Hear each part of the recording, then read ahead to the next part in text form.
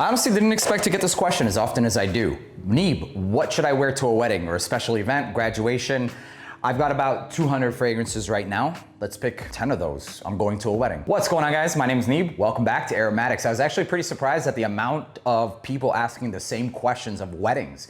Weddings are pretty celebratory time, and a lot of us selfish perfume heads want to steal all the attention because, hey, you're getting married, but you're only gonna smell me and you're gonna remember. No, that is so fucked up. You better watch yourself. You better chill out. Why do you want to smell good at it? Listen, bro, let's smell good at a wedding, shall we? Let's go ahead and get started with one of the first fragrances that I would personally rock to a wedding that I have in my collection right now. I love this fragrance for how premium it is, while still being confident, smooth, and sophisticated. It's absolutely present. It's called Sphinx Black Anubis. Wallahi, I'm not bringing this up just because it's one of the 200 that I have, but it actually kind of the reason. But it also smells amazing. This is kind of like an infusion between dark woods, ambergris, saffron, and black leather. Black Afghano meets a black slab of leather meets Baccarat Rouge 540. Amazing. This stuff actually smells, in my opinion, a lot of guys that go for like Baccarat Rouge 540 will end up going with the X-Straight. It's more metallic, it's more masculine, I think a lot of people think. But this one is just better in every single way. It's not headache inducing, and honestly, the sophistication of it is just really sexy. Calm nature to it, but still being present. This screams special occasions and wedding vibes. I don't know if I would do a date. Potentially, but it really depends on your vibe. But when I wear this, I get like very exotic, but also dark and mysterious. That's what I get with Black Anubis. Also, performance of it is pretty good. On clothing, it'll last the entire day. On skin, probably about 7 hours of performance for that one. Moving on to the next one. This is 100% gonna be something I would rock to a wedding. It's called Reef 33. Aromatic, fresh style of oud that's all about the rosemary. Also this musky oud fragrance. It seems to have a very natural recreation of this rose and saffron, although this isn't a familiar, or sorry, a new scent profile. It's been replicated and duplicated by even Qissa Parfums. Both fragrances are good. My choice would be this one just because a lot of that saffron and rose smells more naturalistic, and they're damn near the same price. You are getting 100 mLs versus 200 mLs, and this is where it comes down to your choice. The Qissa perfume, if I'm not mistaken, is an eau de parfum, whereas this is a parfum concentration. So I think you're damn near at the same point. Whereas the Imperial Valley comes off a little bit fresher, this one will have more density, and for me, that's where it takes the icing on the cake, especially when it comes to wanting to stand out. There is honestly another fragrance from Sphinx that I would place on this list as well, but I don't want to get redundant. It's called Wood of Gods, but I'm telling you, bro, like, it's good. It's got this intense cafe meets saffron meets the dark woods. It's better than intense cafe in every way, but you get the idea. So when I go to a lot of weddings, I'm looking for powerhouse fragrances, something that's going to literally trample over. Just imagine everybody's scent cloud being like a glob from like Ghostbusters, and your scent profile is just like the biggest glob, and you gotta just basically overcome all of those. I'd go with one of these, either Carnal Desire or Xandal, because both of these are the most projecting. They are absolutely insane. More polarizing raspberry, oudi vibes with incense. So if it's like winter time, and this is just vanilla cocoa powder everywhere, bro, with patchouli, obviously. Both of these fragrances will perform. I would rock both of these to a wedding, and sometimes even probably layer them. So another thing about wearing fragrances to a wedding is I don't really want to wear anything that's weak or even mild or moderate. These are all going to be classified as beast ass performing fragrances, period. Because if it's not going to be smelled by myself and overpowered by everybody else, which weddings usually are, then what the hell is the point? Angel Share Paradis' best alternative is going to be Zimaya Sharaf Divine. This is that same apple pie cognac syrup with an infusion of a super jammy and intense rose. Whereas the original is not even that intense, it's not even that jammy, it's more of a diffusive blanket. This one intensifies it. I honestly feel its presence even more so than the Angel Share Paradis, and I would have to spray that about 8 times to equal this one's 5 times.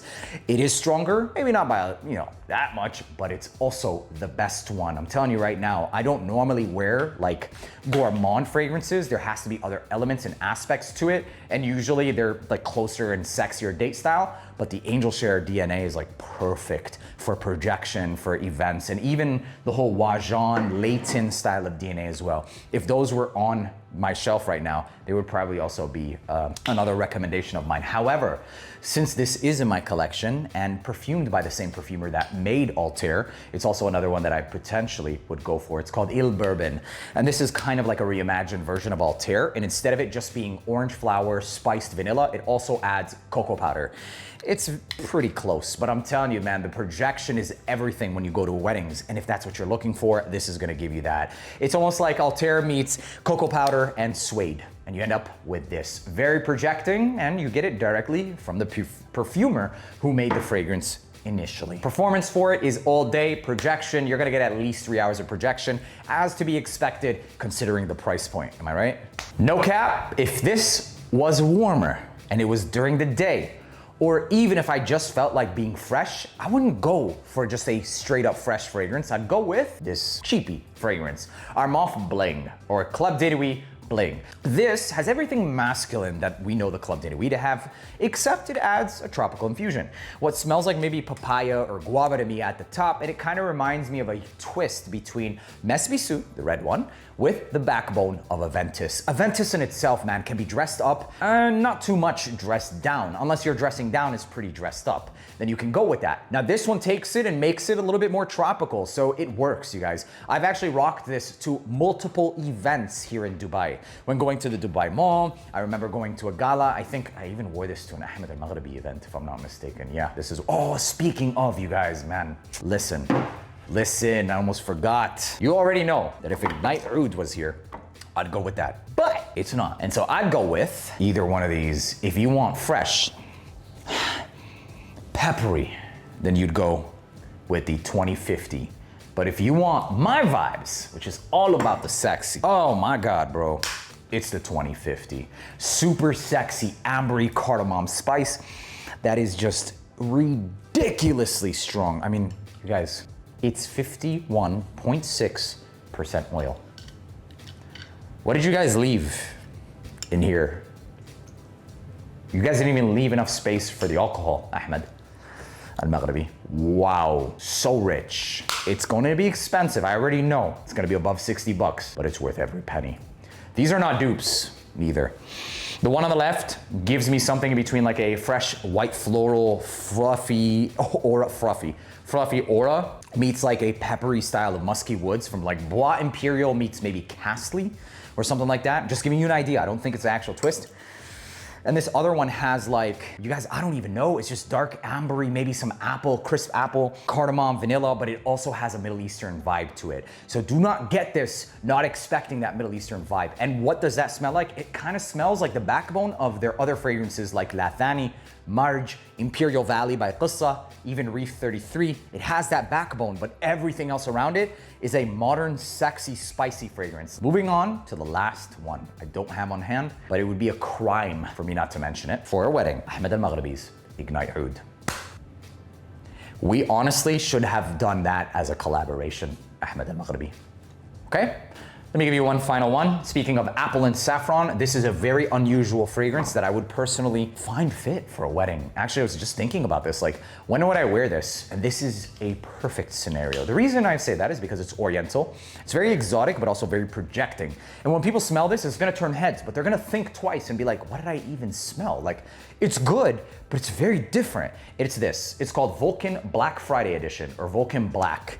And the reason I say that is because it smells like a combination between like osmanthus and leather, which is like an apricot leather, fuzzy leather, along with saffron, which is spiced. And then you also get a leather accord sometimes when used with saffron. In this context, it does. And a green apple. Weird, right? And that's exactly why I say that's perfect for a wedding. Somebody walks past you rocking this, you're gonna, yeah, I can smell that like sillage. It's just next level. Is it something that's going to be mass appealing, super like palatable, etc.? No. But if you're one who really likes the exotics, really likes fragrances that does the saffron, chocolate, etc., you should definitely get your nose on this one. It smells niche. It's inspired by Tony Iommi's Xerjoff, deified, okay? Apple, saffron, etc. So there you have it, ladies and gentlemen. I guess throughout this video, we've defined what, to me personally, makes a wedding fragrance. Number one being the performance and the projection, and also something that's not always that unique, right? Because we have the angel share, but head turning, a compliment factor fragrance. It's something that has to have like a super noticeable DNA in order to turn heads and also be memorable without stealing the show of the wedding, of course. And there you have it, ladies and gentlemen. A lot of people, by the way, for those of you in the West, weddings are different amongst cultures. For a Western wedding, it might mean natural scents and not really much fragrance, but a wedding in the East and most parts of the world is dousing yourself in perfumes, really. That's what it is. If you haven't already joined the family, make sure to hit that subscribe button and let me know, what has been your signature freaking wedding fragrance, man? For me, it was always like whenever I was going to a wedding, it was Dior Homme Parfum, but they discontinued it. People keep asking me, what is your all-time favorite fragrance of all time? Like Dior Homme Parfum, but it's been reformulated. It's no longer the same fragrance. If you go and smell it, that's not what I'm talking about. All right, I'll see you guys in the next video. Peace.